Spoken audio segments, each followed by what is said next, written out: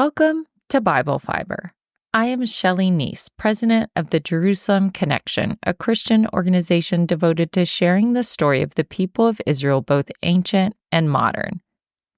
This week we are studying Nehemiah 12, which means this is the second to last episode in our journey through Ezra Nehemiah. Who knew that 2 reformers would take 5 months of intense study? Nehemiah 12 includes 2 different literary genres. The first 26 verses are a list of priests, Levites, gatekeepers, and singers. After the list, the memoir switches to an exciting first-person narrative, with Nehemiah and Ezra leading a musical procession to dedicate Jerusalem's walls. The downside of list and Ezra Nehemiah is their tediousness and disruption of the storyline. The upside is that they reveal the priorities of the editor and give us insight into the concerns of his original audience. To me, the subtext of the list is more interesting than the names or genealogies. The editor brought together 4 separate lists. Each list reflected the continuity of the Jewish people before, during, and after exile. The first list registered the priests and Levites of a previous generation, those who arrived with Zerubbabel.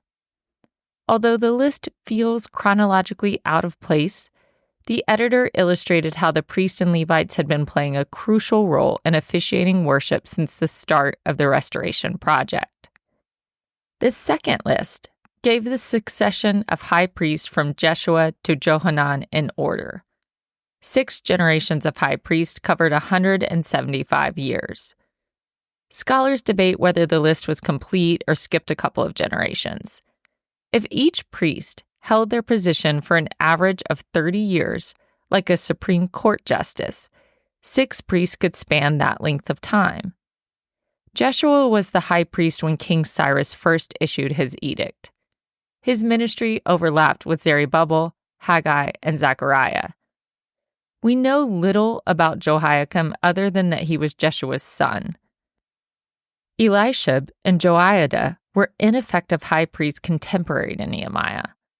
All we know about Johanan is that one of the 5th century BCE letters found in Elephantine, Egypt, addressed the high priest Johanan in Jerusalem. Chapter 12's third list named the priestly units functional at the time of Nehemiah. Many of the names are familiar from previous episodes in the book, like the wall building project or signing the pledge. Before the exile, 24 priestly units served at the temple in shifts based on a rotating calendar, with 2 divisions working each month. However, the duties of a priest extended beyond their 2 weeks at the temple. They spent the rest of the year teaching and interpreting the law in the community. The 4th list gives the names of gatekeepers, priests, and leaders of the Levites who rotated out at the temple. King David was the one who first organized the rotating priestly system. In King David's day, 500 years earlier, he had access to 24 priestly divisions. Nehemiah listed only 22 divisions. Due to a decrease in temple workers, the system had to be modified during the Persian period. Most likely, the purpose of the 4 list was to reinforce Nehemiah's appeal for all citizens to bring their tithes and offerings to the temple. By naming the temple workers, the editor personalized the recipients of the public support. He established a connection between the people and their spiritual leaders. By giving their genealogies and historical background, he also justified their positions as legitimate heirs to their office. Despite decades in exile, the thread between the legacy of the first temple priesthood and the new priesthood remained intact. After the archival list, the narrative portion resumed with the dedication ceremony for Jerusalem's walls. We have no precise knowledge of the duration between the wall's completion and its dedication. The book of Nehemiah fits other episodes between the completion and dedication, like the public reading and covenant renewal ceremony. We know the editor prioritized spiritual lessons over adherence to chronology, but the events may have happened in the same order as the book suggests. In the plethora of dedication ceremonies that pepper the Hebrew Scriptures, most occurred soon after the accomplishment. For example, King David accompanied the transfer of the Ark of the Covenant to Jerusalem with a musical ceremony and a royal dance. King Solomon, no stranger to pageantry, dedicated the first temple right after it was finished with a 2-week worship gathering. In the post-exilic period, the people continued to celebrate with musical worship at every major construction event. They sang when they completed the altar. When they laid the foundations to the second temple, they made so much noise that they angered their neighbors. When the returnees finally finished the temple, they gathered to worship and offer sacrifices again. Nehemiah's wall dedication solicited the full array of temple workers, singers, and instrumentalists from their respective towns, not only the priestly division scheduled to serve in the temple that week. The joyful celebration included cymbals, harps, lyres, and a choir. Thousands of laypeople also joined the procession. They had taken part in the work of rebuilding the wall, and they wanted to celebrate its accomplishment. The procession required the re-sanctification of the priest, people, gates, and wall. After decades of exile, the people needed to be purified from the contaminating effects of living in an idolatrous land and the subsequent problems with intermarriage and close contact with pagan neighbors. A half-century of desertion and Gentile occupation also introduced impurities to the city of Jerusalem. Purification renewed both the people and the city, setting them apart as sacred to the Lord. In Jewish tradition, people are ritually cleansed with a sprinkling of water, a change of clothes, and a shave. For inanimate objects like the gates, walls, and storerooms, the priests may have used water or oil. The text does not specify. Either way, the sanctification of Jerusalem's walls underscores the post-exilic view that all of Jerusalem was a holy city. Ezra and Nehemiah surely hoped that the completion of Jerusalem's physical fortification would advance her spiritual fortification. Nehemiah's first-person voice returns as the memoir reaches its high point, the commemoration of his project to restore the city spiritually and physically. In the book, Nehemiah is not spoken in first person since he conducted a census.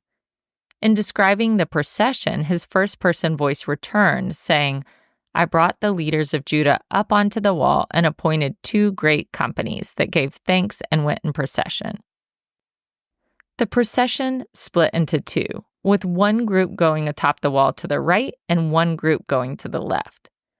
Nehemiah led the group that went clockwise, and Ezra led the group that went counterclockwise.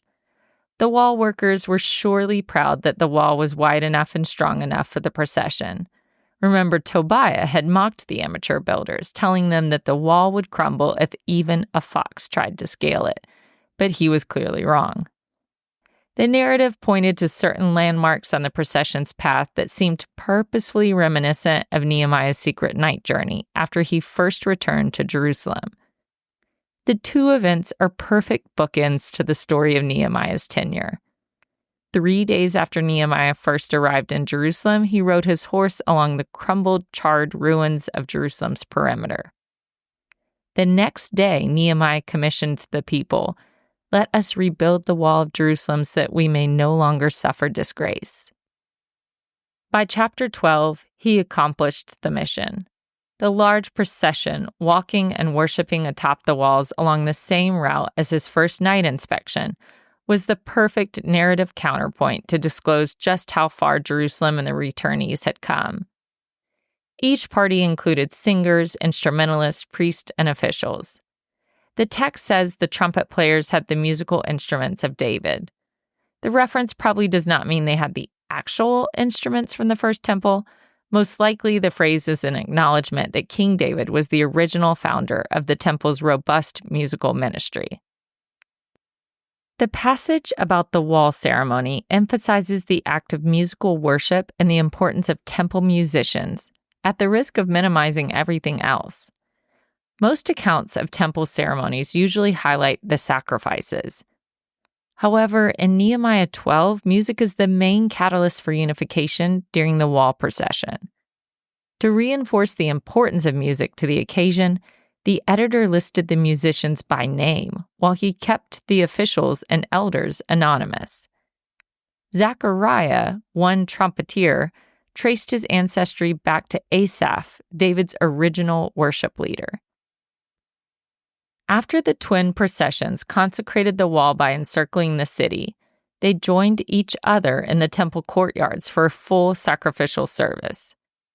Nehemiah, ever a prudent administrator, took advantage of the joyful occasion to remind the worshippers of their duty to bring temple tithes and offerings. For the governor, it was perfectly appropriate to encourage action after a day of elated worship.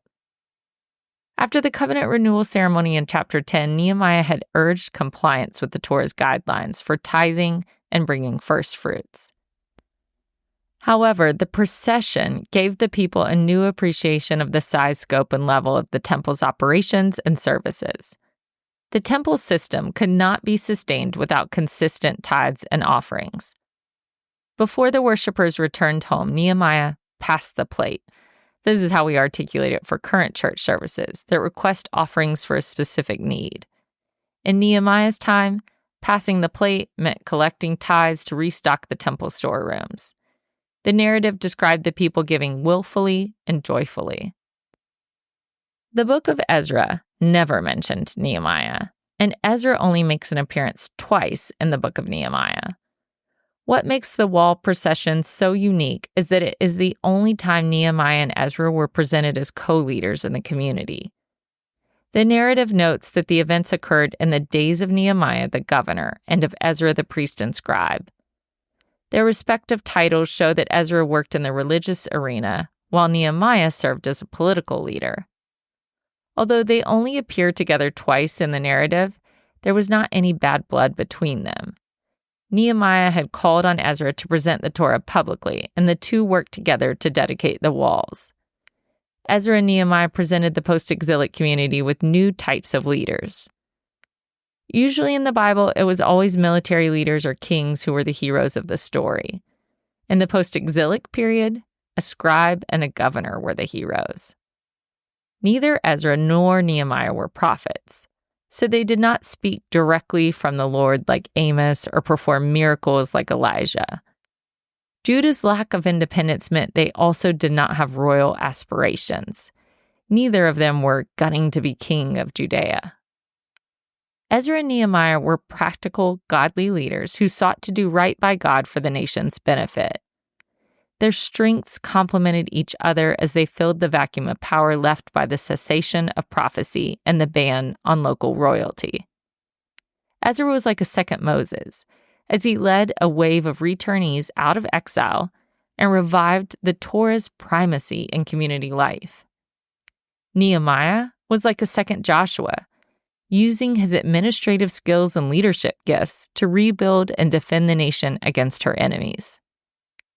The two processions circling around the wall in two different directions, but united in purpose, was the perfect final metaphor for the lives and legacies of Ezra and Nehemiah. Thank you for listening, and please continue to participate in this Bible reading challenge. Next week, we are reading Nehemiah 13. Spoiler alert, the last chapter is a letdown.